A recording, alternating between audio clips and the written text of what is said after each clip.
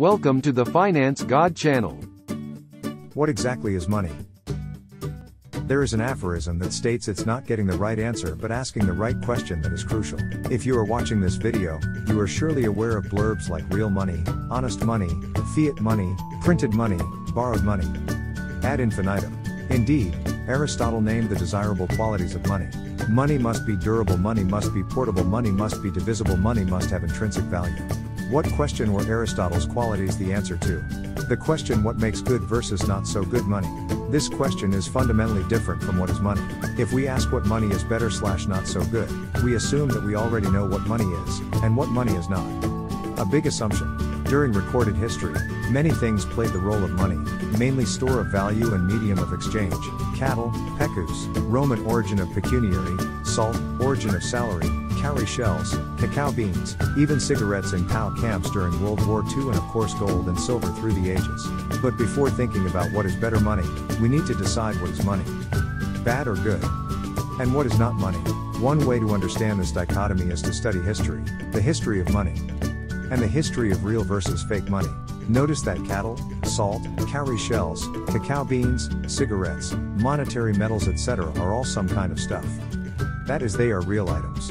Not a single promise or IOU in the bunch. On the other hand, paper money, banknotes, is nothing but a promise of something. To make this clear, let's simplify. Consider a pound of sugar as the stuff, and an IOU, a pound of sugar, as the promise. I borrow a pound of sugar from you, and give you an IOU for 1 pound of sugar. Then the difference becomes obvious. The stuff, pound of sugar, and the promise, the paper IOU. So what, you say? Well, you can certainly use the sugar to sweeten your coffee, but not so much the paper IOU. If you hold the pound of sugar, great, you have ownership, and can put it to use, but the IOU, no way. Only if you redeem the IOU will you hold any real value. Notice that the pound of sugar is an asset, no matter who holds it. On the other hand, the IOU is an asset while it is in your hand, a claim on a pound of real sugar. Crucially, from my point of view, the very same IOU is a liability. After all, it is a claim on me for a real item, a pound of sugar that I have to give back to you on being presented with the IOU. The IOU is either an asset or a liability, depending on the point of view, the writer of the IOU versus the holder. On the other hand, sugar is a pure or real asset, valuable no matter in whose hand it happens to reside. This is what Aristotle considered intrinsic value. Sugar has intrinsic value, rather than the derived value the IOU has. In simple words, the IOU has value only insofar as it is redeemed and redeemable. This is often called credit risk or counterparty risk. The IOU is not very rugged. It will become worthless if the IOU writer defaults. Real stuff has no counterparty risk. The very same IOU that is an asset in your hand is my liability. After all, if you present me the IOU, I am obligated to return to you a pound of real sugar, and so extinguish the IOU. Indeed, once redeemed, the IOU becomes worthless, paid in full. But the pound of sugar is still a pound of sugar, certainly not worthless. Thus, money extinguishes debt. That is the hallmark of real money. When, if, I return your pound of sugar, the IOU is redeemed, the debt disappears, is extinguished by real stuff. We could even negotiate that instead of a pound of sugar, I give you half pound of salt. If you agree, then the IOU is also extinguished, again by real stuff. Substitute silver and gold for sugar and salt. Suppose you decide to trade your IOU to Jane for the pound of sugar, rather than handing it back to me. If Jane agrees, you get your pound of sugar. But the debt is not extinguished. Now Jane holds it, and I will have to give Jane the pound of sugar if she presents me with my IOU. The IOU served as medium of exchange, but not as extinguisher of debt. IOU plays, fake, monetary role, but is not money as it cannot extinguish debt. Not only that, suppose I do not use the pound of sugar I borrowed, but instead lend it to Joe. In turn, Joe gives me an IOU for a pound of sugar. And, magically, 1 pound of real sugar now has 2 IOUs against it. Who would have thought?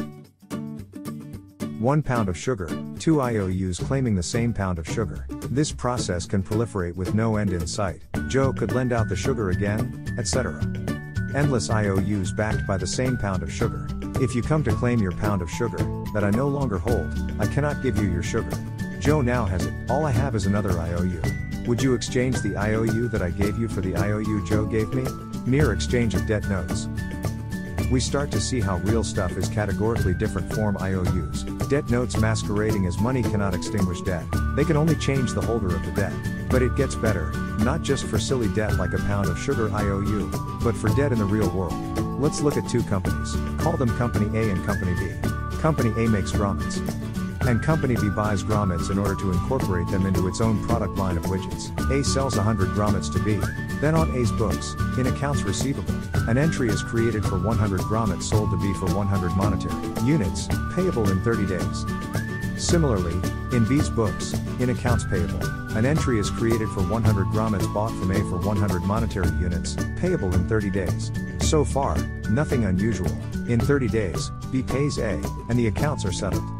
The IOU is redeemed. Notice the IOU, for 100 grommets, is an asset on A's books, but a liability on B's book. Just like the IOU pound of sugar, these IOUs are two-faced, assets and liabilities at the same time, depending on point of view. Now suppose management of A and B decide to merge the two companies. A and B merge to become Company Z. So what happens? Well, the books of A and B are consolidated. The total assets and total liabilities are added, and appear in the books of the newly created Company Z. But wait, if B owes A, payable of B, receivable of A, and A and B no longer exist, will these numbers be transmitted to Z? That is, Z owes 100 monetary units to Z? Whoa. No way, the items cancel each other. Any debts or payments due to other companies will stay. But the AB transactions cancel out. The IOU is consolidated out of existence by the merger of two previously independent companies. Meanwhile, what about the grommets that B just bought? Clearly these are now in the inventory of Z, and Z will incorporate them in its product line of widgets. The real stuff stays, the IOUs disappear. Real stuff is potentially money. Real money cannot just disappear. IOUs are not money, they can and do disappear. It's that simple. Now substitute Treasury and Federal Reserve for A and B. Substitute Treasury bills and Fed notes for grommets and widgets. The bottom line, real stuff, pure assets can be real money. Good or not so good. IOUs that are assets/liabilities cannot. Unfortunately, the word asset is misused, applied to both pure assets and to promises that are assets in one hand but liabilities in another. This is the core reason why the fake money system we currently live under is dying. And only real money comprising real assets can save our economy and our civilization. Thank you for watching. Please like, share, and subscribe.